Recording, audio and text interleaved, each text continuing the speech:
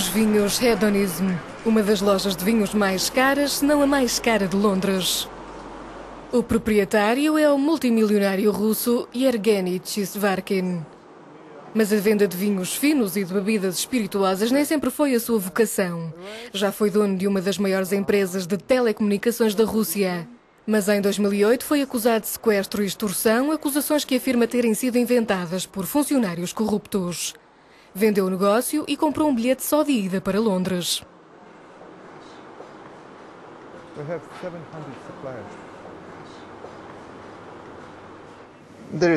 Não existe corrupção aqui. Se ler que um membro do Parlamento usou dinheiro público para pagar bilhetes para a Espanha, despedem-no imediatamente.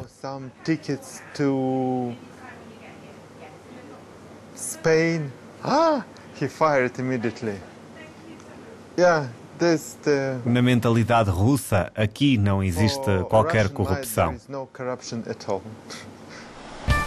Pouca ou nenhuma corrupção e um visto para aqueles com mais de 1 milhão de libras para investir tornaram Londres o território ideal para os oligarcas russos e soviéticos durante anos. 3 deles são os mais ricos do Reino Unido, segundo a última lista do Sunday Times. Entre eles, o proprietário do Chelsea, Roman Abramovich, que fez uma fortuna de 18 mil milhões de euros na década de 90, durante a altura da privatização das empresas petrolíferas da ex-URSS.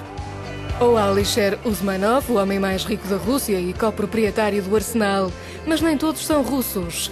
O homem mais rico da Ucrânia, Rinat Akhmetov, pagou 140 milhões de libras por um apartamento no One Hyde Park, uma das zonas residenciais mais caras do mundo. Não compraram apenas apartamentos caros ou mansões, também colocaram as crianças nas escolas, investiram no mercado de ações e na cidade. Alguns críticos dizem que muito deste dinheiro é dinheiro sujo. Estima-se que os russos e orientais representem 10% da compra de residências de luxo. Mas este agente imobiliário diz não existir uma onda de novos compradores de leste devido à crise na Ucrânia. Londres sempre foi um refúgio relativamente seguro. Existe a segurança de ter uma propriedade, confia-se no sistema, confiam no sistema legal. Somos muito mais acolhedores do que muitos outros países. Não sentem que as regras podem mudar subitamente e que já não podem ser proprietários de um imóvel ou vice-versa. Mas para alguns as regras mudaram, regras que podem colocar alguma pressão sobre a lua de mel financeira entre Londres e os magnatas russos.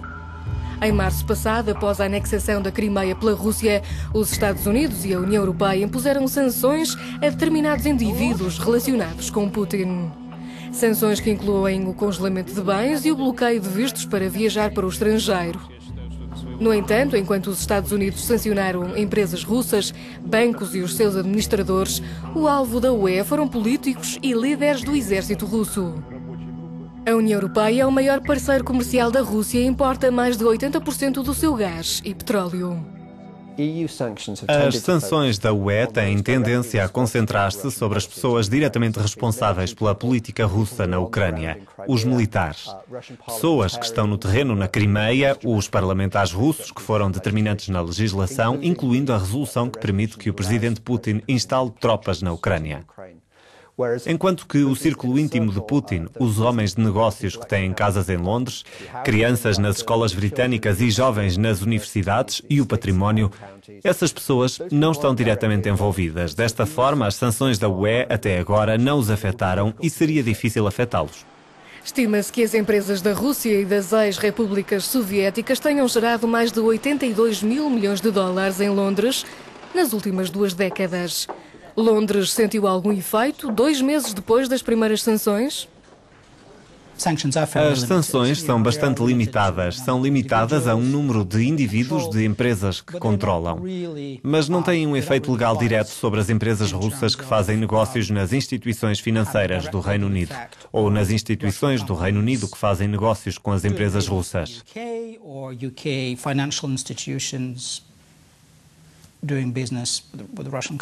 As sanções são prejudiciais onde criam uma atmosfera de incerteza e desconfiança, hostilidade, o que se queira chamar.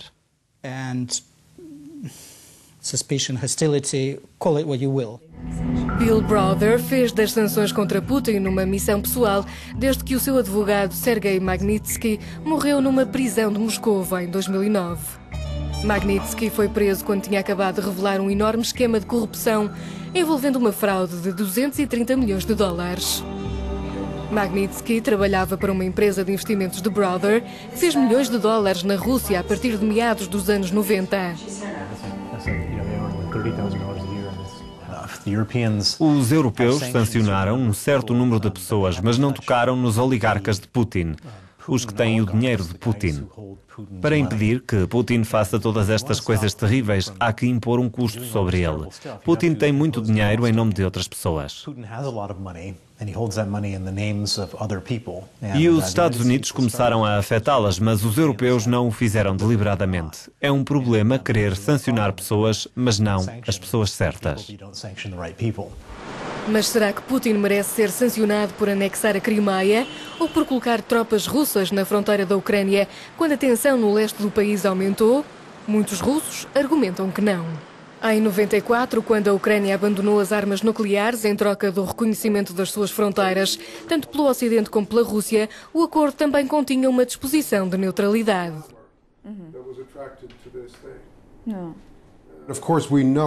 Sabemos que em 2008 a Ucrânia, assim como a Geórgia, brincaram com a ideia da adesão à NATO e a adesão esteve à frente delas, embora essa perspectiva nunca tenha sido realista. Mas, mais uma vez, é a ameaça da direita emergente na Rússia que empurrou a situação para o precipício.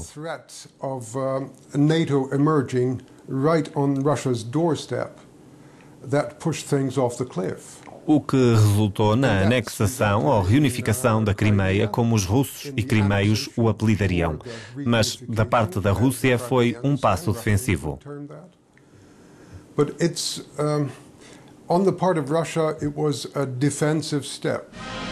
Um passo defensivo que aumentou a popularidade do presidente Putin para níveis recordes de 80%. Para muitos russos, a anexação da Crimeia é vista como uma causa justa que deu à Rússia um novo sentido de identidade nacional que as sanções não conseguem retirar. Para alguns, o efeito das sanções é imprevisível, assim como o próprio Putin. Embora seja possível impor medidas duras, não é possível determinar qual o resultado político. Grandes sanções setoriais e bancárias podiam fazer enormes danos na economia russa, fragmentar o apoio a Putin e talvez obrigá-lo a encontrar uma solução. Também podiam consolidar o regime russo, eliminar os progressistas, tecnocratas, elementos pró-ocidentais dentro da elite russa, o que talvez pudesse dar origem a uma Rússia muito mais isolada, mais difícil de lidar. E a situação não seria melhor na Ucrânia. Este é o dilema para os decisores políticos ocidentais. Existem custos e benefícios muito incertos.